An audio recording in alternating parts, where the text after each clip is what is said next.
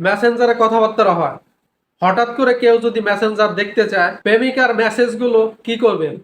সব ডিলিট করে দিবেন? প্রেমিকা বলবে কাপুরুষ একটা, আপনার ভাইও তো দেখতে পারে মেসেজ। আপনি কিভাবে আপনার প্রিয়জনের আইডি মেসেঞ্জারে লুকিয়ে রাখবেন আজকে দেখাবো। এখানেও দেখাবে না, আপনার অ্যাক্টিভ বক্সেও দেখাবে না। এখানে খেয়াল করুন, জান্নাত ইসলামের সাথে আমি মেসেজ আদান প্রদান করেছি। এখন লুকাবো তাকে। সো লুকাতে গেলে থ্রি ডটে ক্লিক করব, সেটিংয়ে যাব।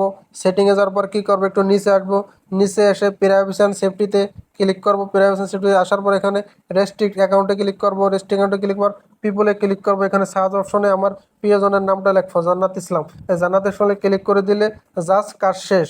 এখন আপনারা দেখেন, এই মেসেজ বক্সে তাকে আর দেখা যাচ্ছে না। সে 2 নম্বরে ছিল। সো তাকে আপনি লুকিয়ে ফেলাইছেন। আবারও তার সাথে কথা বলতে চাইলে সেম অপশনগুলোতে আবার যাবেন। সেম অপশনতে গেলে আপনি ওই আইডিটা ডিলিট করে দিলে আপনার আগের অবস্থানে ওই আইডিটা চলে আসবে, কোনো এসএমএস ডিলিট হবে না। আপনার প্রিয়জনের নামের উপর আপনি ক্লিক করেন। ক্লিক করলে এখানে কন্টিনিউতে ক্লিক করেন। কন্টিনিউতে ক্লিক করলে আপনি আনরেজিস্টার্ড ক্লিক করেন। আনরেজিস্টার্ড ক্লিক করে এবার দেখুন 3 নম্বর আইডিটা আবারও শো করতেছে। সো আপনার কাছে কেউ যদি আত্মীয় স্বজন ভাই ব্রাদার ফোন চায়, তাহলে আপনি এই কাজটা করে নিতে পারবেন আগে থেকেই। কি ব্যাপারটা শিখিয়ে দিলাম, তাই না?